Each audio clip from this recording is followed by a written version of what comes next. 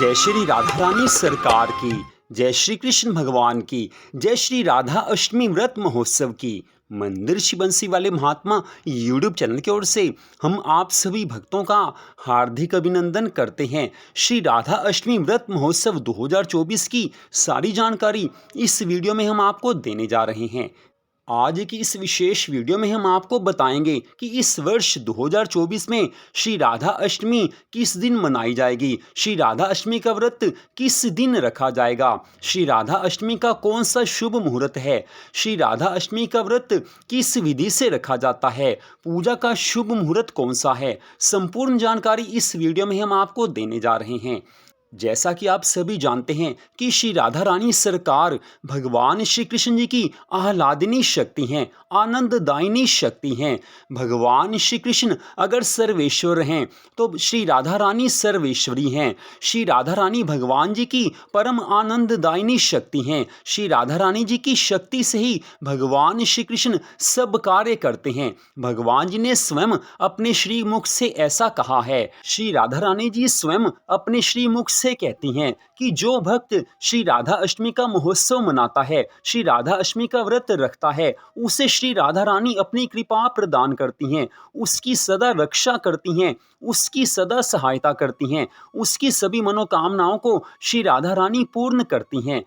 द्वापर युग में श्री राधा रानी जी का अवतार भाद्रपद मास के शुक्ल पक्ष की अष्टमी तिथि को सोमवार के दिन दोपहर 12 बजे हुआ था, मध्याह्न काल में हुआ था। तो इस वर्ष श्री राधा अष्टमी का व्रत 11 सितंबर 2024 दिन बुधवार को रखा जाएगा। इस वर्ष श्री राधा अष्टमी 11 सितंबर 2024 दिन बुधवार को है। अष्टमी तिथि का शुभारंभ 10 सितंबर 2024 दिन मंगलवार को रात्रि 11:11 पर हो जाएगा और अष्टमी तिथि की समाप्ति 11 सितंबर 2024 दिन बुधवार को रात्रि 11:46 पर हो जाएगी। तो हमारे हिंदू धर्म ग्रंथों में स्पष्ट बताया गया है कि श्री राधा अष्टमी का व्रत उसी दिन रखा जाता है जिस दिन सूर्य उदय होने के समय अष्टमी तिथि हो। तो इस कारण श्री राधा अष्टमी का व्रत 11 सितंबर 2024 दिन बुधवार को ही रखा जाएगा। आप सबकी जानकारी के लिए हम बता दें कि श्री राधा अष्टमी का व्रत जब आने वाला होगा उससे 20 दिन पहले हम प्रतिदिन श्री राधा अष्टमी की एक वीडियो करके डालेंगे जिसमें कि श्री राधा अष्टमी व्रत की सारी जानकारी दी जाएगी। उन वीडियोस में हम आपको बताएंगे कि श्री राधा अष्टमी का व्रत का कौन सा शुभ मुहूर्त है, श्री राधा अष्टमी का व्रत किस विधि से रखा जाता है, श्री राधा अष्टमी व्रत के दिन श्री राधा रानी जी को किस चीज का भोग लगाया जाता है, श्री राधा रानी जी को कौन सी वस्तु प्रिय लगती है, श्री राधा रानी जी को कौन सा रंग प्रिय लगता है, श्री राधा अष्टमी व्रत के दिन श्री राधा जी की पूजा किस समय करनी चाहिए और श्री राधा अष्टमी व्रत के दिन क्या श्री राधा रानी जी की प्रसन्नता के लिए केक काटा जा सकता है, केक का भोग उन्हें लगाया जा सकता है या नहीं लगाया जा सकता। ऐसी ही कई वीडियोस हमारे चैनल पर अवश्य आएंगी। तो यहाँ पर हम आपको बताने जा रहे हैं कि श्री राधा अष्टमी का व्रत किस विधि से रखा जाता है, जिन भक्तों ने श्री राधा अष्टमी का व्रत रखना है उन्हें किस विधि से व्रत रखना है। आज की इस वीडियो में अब हम आपको ये जानकारी देने जा रहे हैं। तो सबसे पहली बात यह है कि श्री राधा अष्टमी का व्रत इस वर्ष 11 सितंबर दिन बुधवार को रखा जाएगा। तो जिन भक्तों ने श्री राधा अष्टमी का व्रत रखना है उन्हें श्री राधा अष्टमी व्रत से एक दिन पहले अर्थात 10 सितंबर 2024 दिन मंगलवार को प्याज और लहसुन खाना बिल्कुल बंद कर देना चाहिए।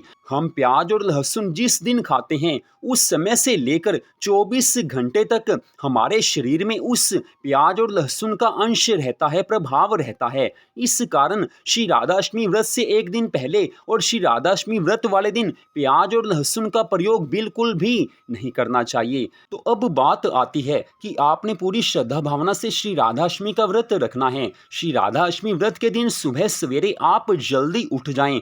कोशिश यही हो कि सूर्य उदय होने से पहले आपने उठना है। सुबह उठकर भगवान श्री राधा कृष्ण जी से मन ही मन पहले प्रार्थना करें कि हे श्री राधा कृष्ण भगवान जी, आपकी कृपा से श्री राधा अष्टमी का व्रत रखने जा रहा हूँ या रखने जा रही हूँ। अपनी कृपा से मेरे इस व्रत को सफल बनाना। भगवान से प्रार्थना करने के बाद आप नहा धोकर पवित्र हो जाएं। नहाने के जल में थोड़ा सा गंगा जल मिला लेना चाहिए। अगर घर में गंगा जल नहीं है तो नहाते समय हर हर गंगे इस तरह से गंगा मैया के नामों का बारंबार उच्चारण कीजिए। श्री राधा कृष्ण जी के नामों का बारंबार उच्चारण कीजिए। भगवान की कृपा से आपको गंगा स्नान का पुण्य फल मिल जाएगा। नहा धोकर आपने साफ सुथरे वस्त्र पहन लेने हैं। इसके बाद आपने अपने घर के मंदिर में श्री राधा रानी सरकार का, भगवान श्री कृष्ण जी का पूरी श्रद्धा भावना से पूजन करना है। उस समय आप ये ध्यान रखें कि आपके घर के मंदिर में श्री राधा रानी जी का कोई भी चित्र या उनका श्री विग्रह अर्थात मूर्ति अवश्य होनी चाहिए, क्योंकि श्री राधा अष्टमी व्रत के दिन श्री राधा रानी जी का पूजन अवश्य करना चाहिए। इस कारण श्री राधा रानी जी का चित्र या उनका श्री विग्रह अर्थात मूर्ति अवश्य होनी चाहिए। वो आप बाजार से पहले ही ले आना। श्री राधा अष्टमी व्रत से 2-3 दिन पहले ही अपने घर के मंदिर को पूरी तरह से साफ सुथरा बना दीजिए। पूरी तरह से मंदिर की सफाई कीजिए। अब बात आती है कि श्री राधा अष्टमी व्रत के दिन श्री राधा रानी जी को पंचामृत से स्नान करवाया जाता है। अगर आपके घर में श्री राधा रानी जी का विग्रह अर्थात उनकी मूर्ति है तो पंचामृत से उनको स्नान अवश्य करवाएं। अगर आपके घर में श्री राधा जी का विग्रह नहीं है तो आपने क्या करना है, पंचामृत आपके पास है और आपके पास श्री राधा रानी जी का चित्र है तो आप पंचामृत से श्री राधा रानी जी को तिलक कर दीजिए। भगवान श्री कृष्ण जी को तिलक कर दीजिए। तो इस तरह से आपने पंचामृत से स्नान करवाना है या तिलक करना है। श्री राधा रानी जी की पूजा में धूप, दीप, फल, जल, दूध और तुलसी जी का प्रयोग किया जाता है। गंगा जल भी साथ आप अवश्य रख लें। तो ये पूजा की सामग्री है। इस सामग्री से आपने श्री राधा रानी सरकार का पूजन करना है। फूल माला भी आप अवश्य ले आएं। आप चाहें तो गुलाब की फूल माला लेकर आ सकते हैं, गेंदे के फूलों की माला लेकर आ सकते हैं या कोई और फूलों की माला आपके वहाँ मिलती हो आप उसे भी लेकर आ सकते हैं। ये आपके अपने मन की भावना है। पूरी श्रद्धा भावना से श्री राधा रानी सरकार का आप पूजन कीजिए। भगवान श्री कृष्ण जी का आप पूजन कीजिए। अब बात आती है कि आपने पूजा कर ली, इसके बाद आपने श्री राधा अष्टमी व्रत की कथा को पढ़ना है या सुनना है। हमारे चैनल पर भी श्री राधा अष्टमी व्रत की कथा सुनाई जाएगी। आप उस समय उस कथा को भी सुन सकते हैं। आपने भगवान जी की पूजा कर ली, कथा भी आपने सुन ली। इसके बाद आपने श्री राधा रानी सरकार को सुबह पूजा के बाद दूध और फल का भोग लगाना है। ध्यान रखें कि दूध हल्का गर्म हो, ज्यादा गर्म नहीं होना चाहिए और बिल्कुल ठंडा भी नहीं होना चाहिए। मीठे दूध का भोग आपने लगाना है। साथ में आप किसी भी फल का भोग श्री राधा रानी सरकार को लगा दीजिए। इन दोनों चीजों का भोग आपने सुबह लगाना है। श्रद्धा भावना से आप भोग लगाएंगे तो श्री राधा रानी अवश्य उससे स्वीकार करेंगी। इसके बाद आपने श्री राधा रानी सरकार की पूरी श्रद्धा भावना से आरती करनी है।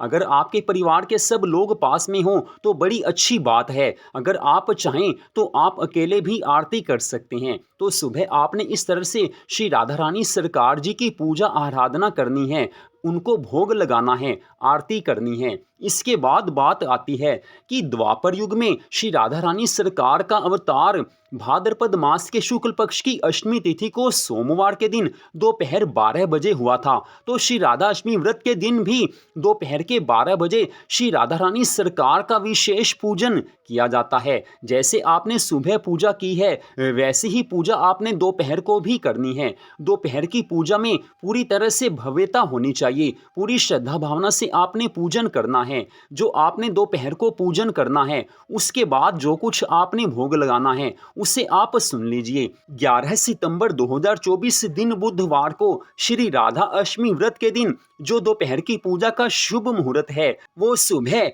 11:03 से लेकर दोपहर 1:32 तक रहेगा। तो ये पूजा का शुभ मुहूर्त है। लेकिन श्री राधा रानी जी ने स्वयं अपने श्रीमुख से कहा है कि आप श्री राधा अष्टमी व्रत के दिन दोपहर 12 बजे से कुछ समय पहले पूजन आरंभ कर सकते हैं और दोपहर 12 बजे के कुछ समय बाद तक आप श्री राधा रानी जी का पूजन कर सकते हैं। तो इस समय में आपने पूजन करना है। अब मान लीजिए आप उस समय अपने घर में नहीं रहते हैं, तो आप जहाँ पर भी उस समय हों, आप किसी ऑफिस में हों या कहीं और हों, तो आप वहीं पर मन ही मन श्री राधा रानी जी का पूरी श्रद्धा भावना से पूजन कीजिए। बाकी जब शाम को आप घर आएं तो आप फिर से पूरी तरह से पूजन कर सकते हैं। तो जो लोग घर पर रहते हैं उन्हें दोपहर को श्री राधा रानी जी की पूजा आराधना करनी है। दोपहर को आपने पूजा के बाद पहले दूध और फल का भोग लगाना है। ध्यान रखें, पूजा के बाद आपने पहले दूध और फल का भोग लगाना है। इसके साथ आपने किस किस चीज का भोग लगाना है उससे अब आप पूरे ध्यान से सुने। श्री राधा रानी सरकार को अरबी की सब्जी काफी अच्छी लगती है, उनका प्रिय भोग है। तो अरबी की सब्जी आप उस दिन अवश्य बनाएं। आप साथ में पूड़ी भी बना सकते हैं, आप साथ में चाहें तो रोटी भी बना सकते हैं, चावल भी बना सकते हैं। आप चाहें तो 56 भोग भी श्री राधा रानी जी को लगा सकते हैं। वो आपके अपने मन की इच्छा है, लेकिन जो जरूरी है वो अरबी की सब्जी साथ में पूड़ी हो या रोटी हो और चावल हो। खीर का भोग भी आप श्री राधा रानी जी को लगा दीजिए। और श्री राधा रानी जी को मीठा पान बहुत ज्यादा प्रिय लगता है। मीठे पान का भोग भी आपने श्री राधा रानी सरकार को अवश्य लगाना है। तो इन चीजों का आपने भोग लगाना है। 56 भोग ये आपने लगाने हैं तो आपके अपने मन की इच्छा है, लेकिन जो बाकी चीजों का आपको बताया है वो आपने भोग जरूर लगाना है। तो आपने सब कुछ भोग लगा दिया। उसमें सबसे पहले आपने जो पहले दूध और फल का भोग श्री राधा रानी जी को लगाया था, उससे पहले आपने प्रसाद रूप में खाना है। जब आप प्रसाद रूप में वो खा लेंगे तो उसी समय आपका श्री राधा अष्टमी का व्रत खुल जाएगा। ध्यान दीजिए, श्री राधा अष्टमी का व्रत दोपहर के 12 बजे तक ही होता है। ये पूरे दिन का व्रत नहीं होता है, ये व्रत अगले दिन नहीं खुलता।